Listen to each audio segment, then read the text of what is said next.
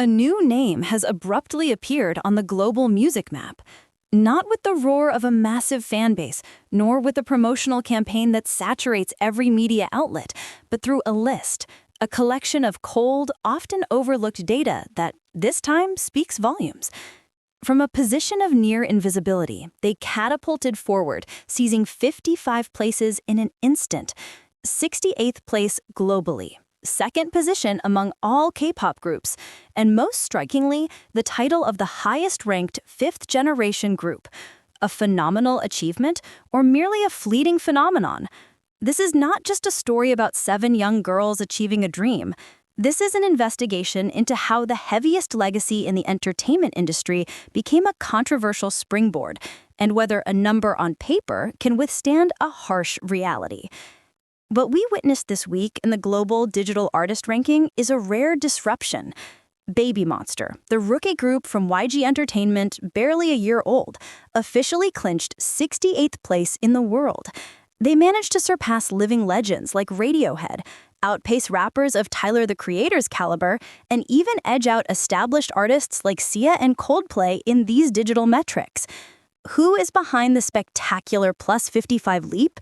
What triggered it?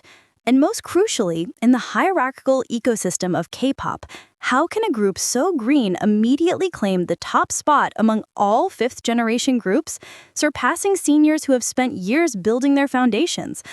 Our investigation reveals a narrative far more complex than a simple number, a narrative of strategy, inheritance, and a monumental task that lies ahead. To grasp the magnitude of this shock, we must rewind. BABYMONSTER was not born in a vacuum. They are a product of YG Entertainment, a name synonymous with global success, a house that has nurtured and still houses giants like Big Bang and, most relevantly, Blackpink. From the very beginning, that shadow loomed large. They were proclaimed not just as a new group, but as the little sisters of Blackpink, the long-awaited successors to a dynasty. Their debut, Batter Up, was met with immense anticipation, shattering viewership records. Yet that initial wave was tinged with doubt.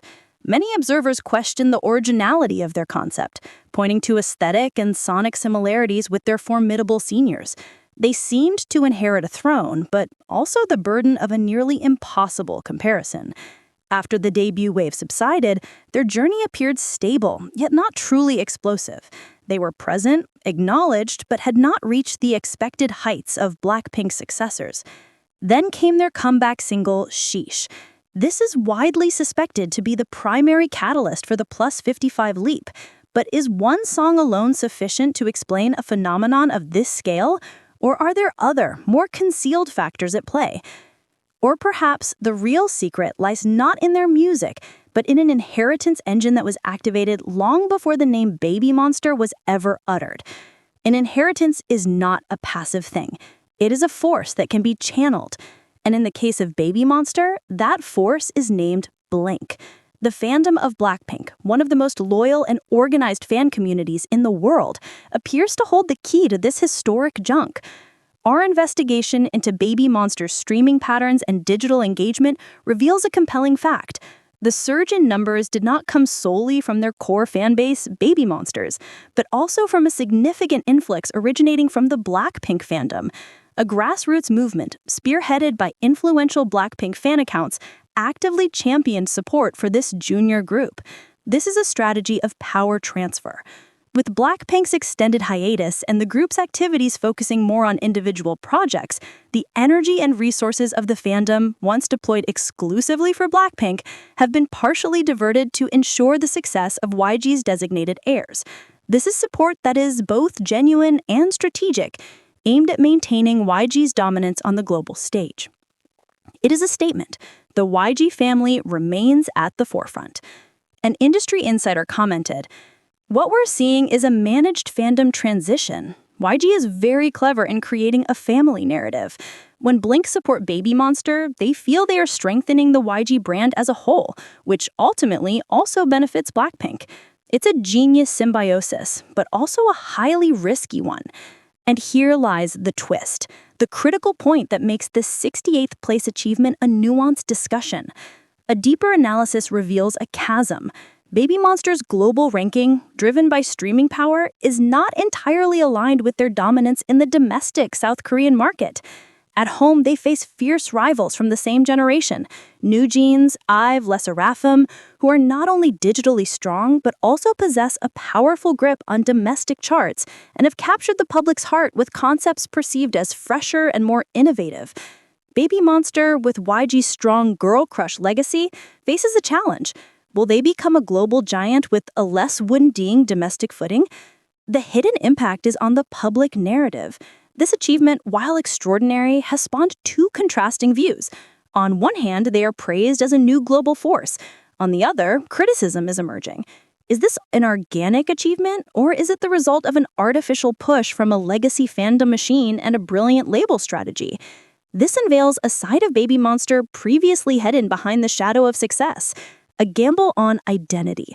Will they manage to stand as Baby Monster, or will they forever be known as Blackpink's little sisters who succeeded through inheritance? So how has the industry and their peers reacted to the arrival of this controversial new giant? And most importantly, can they change this narrative, or will they be trapped by it? A controversial achievement always splits opinion. On one side, there are warm congratulations. On the other, a silence that speaks volumes. The reaction from within the industry to Baby Monster's surge has not been uniform, and this reveals more about the competitive landscape of K-pop than one might think. On social media, the reaction is predictable. A war of narratives. Baby Monsters and Blinks celebrated as a legitimate victory, proof of talent and support. Meanwhile, fandoms of rival groups highlight the disparity between global and domestic popularity, dismissing it as manufactured success bought by legacy and streaming strategy. Yet the more telling reaction comes from fellow artists and industry figures. Some producers and songwriters, in indirect interviews, have praised the group's vocal potential and performance. However, there have been almost no public statements from senior K-pop artists or direct rivals acknowledging this feat. This silence can be interpreted in many ways: respect, caution, or perhaps a quiet acknowledgement that Baby Monster has changed the game, regardless of how they did it. A prominent music critic offered this perspective. The industry is watching. They see that number 68. But what they are waiting for is the next move. Will YG continue to rely on this inheritance formula, or will they dare to take a risk by giving Baby Monster a musical identity that is truly distinct and separate from Blackpink? That will be the real test. The success of one song is an episode. Consistency is a series. So, what is the true meaning of 68th place for Baby Monster? It is not a finish line. It is a starting pistol that fired with a deafening bang. It is an invaluable initial capital, a validation that places their name in the global conversation. Yet it is also a warning that they are operating under a microscope, where every step will be compared to the legacy of the past and confronted by hungry rivals in the present. They have proven they possess powerful support. The question now, which will determine their fate in the coming months, is this: will Baby Monster be able to transform these chart numbers into an undeniable artistic identity, one capable of captivating the world on its own terms without needing to stand on the shoulders of giants?